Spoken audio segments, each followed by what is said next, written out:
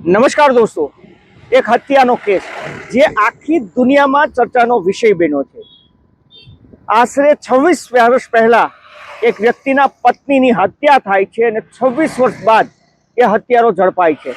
પરંતુ સૌથી ઇન્ટરેસ્ટિંગ બાબત એ હતી કે એ માણસે, જે મૃતક પત્ની હતી, તેના પતિએ 26 વર્ષ સુધી એ ફ્લેટ જ્યાં ઘટના બની હતી તેને લોક રાખ્યો હતો। મતલબ કે તેની એક પણ ચીજ છે તે નહોતી હલાવી।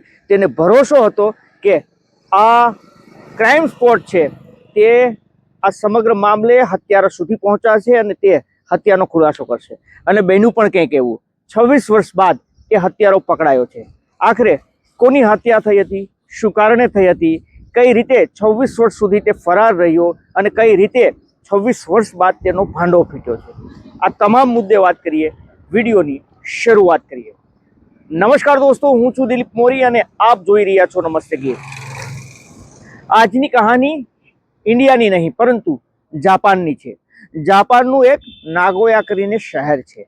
આ શહેરની અંદર એક પતિ પત્ની છે જે રહેતા હોય છે, જેમાં પત્નીનું નામ છે સાતોરુ તકાવા, જ્યારે પતિનું નામ છે નામિકો તકાવા। આ બંને છે તેને એક 2 વર્ષનો દીકરો હોય છે, પરંતુ વર્ષ હોય છે 1999।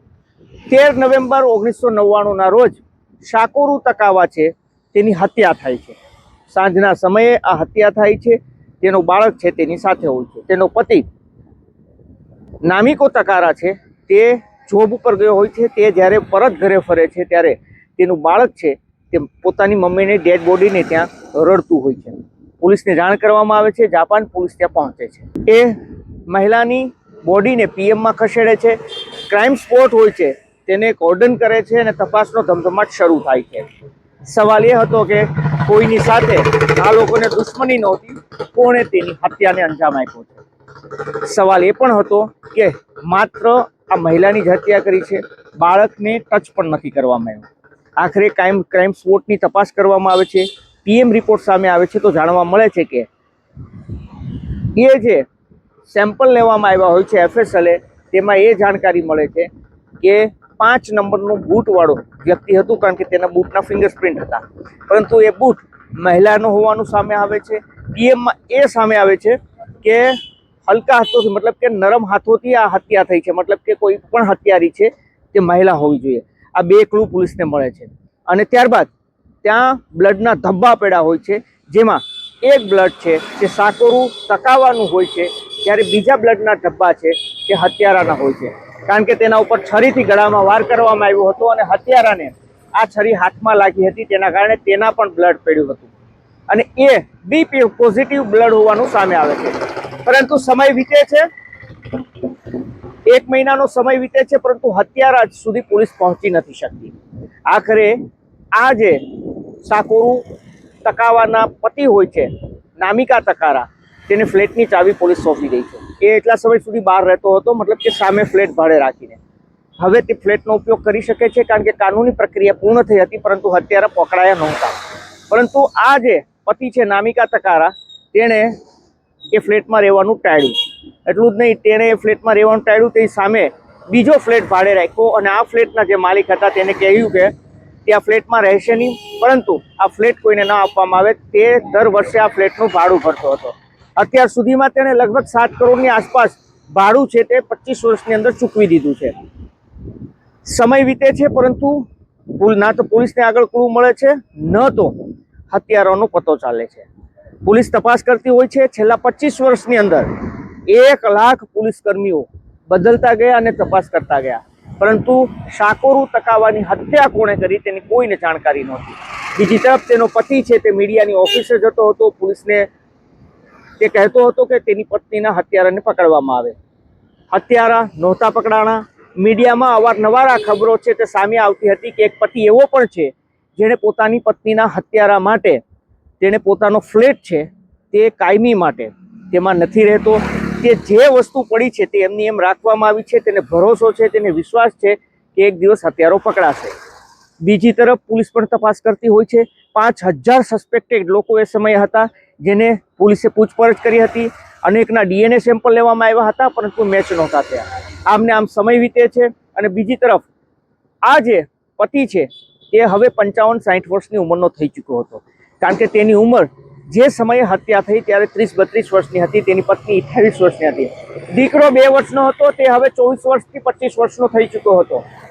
હવે 2025નું વર્ષ આવે છે, 30 ઓક્ટોબર 2025નું વર્ષ આવે છે, અને 2025ના વર્ષમાં આ નાગોયા પોલીસ સ્ટેશન છે ત્યાં એક મહિલા પહોંચે છે, જેનું નામ કોમિકો યાસુ ફુફુ નામની એક વૃદ્ધ મહિલા પોલીસ સ્ટેશન પહોંચે છે. અને એ જ્યારે પોલીસ સ્ટેશન પહોંચે છે ત્યારે સૌ કોઈને ચોંકાવી દે છે.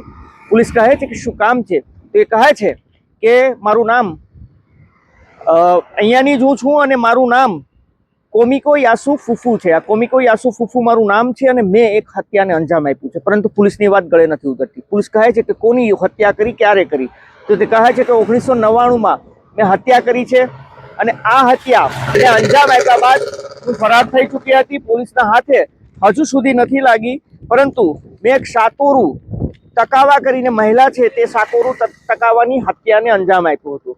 પોલીસ આખરે સાકોરુ તકાવાના પતિ છે તેને ફોન કરે છે કે આ મહિલા પહોંચી છે અને આ ફ્લેટની ચાવી લઈને આવો, કારણ કે પોલીસ પાસે કોઈ એવિડન્સ આ મહિલા પાસે નહોતા કે તે તેની ધરપકડ કરી શકે.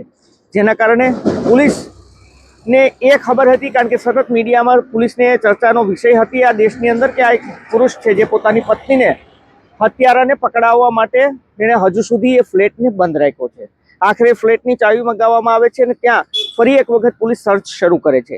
એ સમયે 26 વર્ષ પહેલાના ખૂનના જે ધબ્બા હતા એના સેમ્પલ લેવામાં આવે છે, એના ડીએનએ કરવામાં આવે છે અને એ ડીએનએ છે ત્યાં મહિલા સાથે મેચ થાય છે અને તેની ધરપકડ થાય છે. સૌથી મોટો સવાલ એ હતો કે કેમ તે સામે ચાલીને પોલીસ સુધી પહોંચી અને કેમ તેણે હત્યા કરી હતી. આ બે સૌથી મોટા પ્રશ્નો હતા. એ મહિલાને આ પ્રશ્ન પૂછવામાં આવે છે તો તે કહે છે કે મેં 26 વર્ષ પહેલાં હત્યા કરી. મને દર વર્ષે સપનાઓ આવતા હતા, ખૂબ પશ્ચાતાપ થતો હતો અને મને એનું પ્રાયશ્ચિત કરવું હતું. હું સતત ટીવીમાં જોતી હતી કે આ વ્યક્તિ છે તે પોતાની પત્નીના હત્યારાને પકડાવવા માટે હજુ સુધી ફ્લેટમાં ગયો નથી. તેણે 7 કરોડ રૂપિયા અત્યાર સુધીમાં ભાડું ચૂકવી દીધું છે અને આખરે હું એ પશ્ચાતાપ માટે હું પોલીસ સમક્ષ હાજર થઈ છું. પરંતુ સૌથી મોટો એ સવાલ હતો કે શું કારણે ત્યાં હત્યા કરી છે. કારણ કે જે સાકોરાના પતિ હતા તેનું કહેવું હતું કે એ મહિલાને ઓળખતા જ નથી. ત્યારબાદ એ કહે છે કે ધોરણ 6ની અંદર એ તેમના ક્લાસમેટ હતા અને તેને પ્રેમ કરતા હતા. તેને વેલેન્ટાઇન ડેના દિવસે કાર્ડ પણ આપ્યું હતું, પરંતુ તેણે ઠુકરાવી દીધો હતો પસ્તાવો અને તેણે ત્યારબાદ સમય વીત્યો હતો, વર્ષો વીત્યા હતા અને તેણે બીજી છોકરી સાથે લગ્ન કરી લીધા હતા. એના લગ્ન થયા, એ નાગોયા શહેરમાં રહેવા આવ્યા. એ મને જાણકારી થઈ એટલે મેં તેના ફ્લેટની સામે જ ફ્લેટ લીધો હતો અને હું તેના ઉપર નજર રાખતી હતી. એ જોબ ઉપર ગયા હતા ત્યારે હું તેના ઘરમાં ગઈ હતી. ત્યાં તેની પત્નીને નાનું બાળક હતું. મેં તેની પત્નીને વાત કરી, અમારા બંને વચ્ચે ઝઘડો થયો અને ઝઘડો થયા બાદ મેં તેને મોતને ઘાટ ઉતારી છે. તો મેં આ રીતે હત્યા કરી છે 26 વર્ષ પહેલાં. તો આમ કંઈક 26 વર્ષ બાદ આ હત્યારોનો ખુલાસો થાય છે.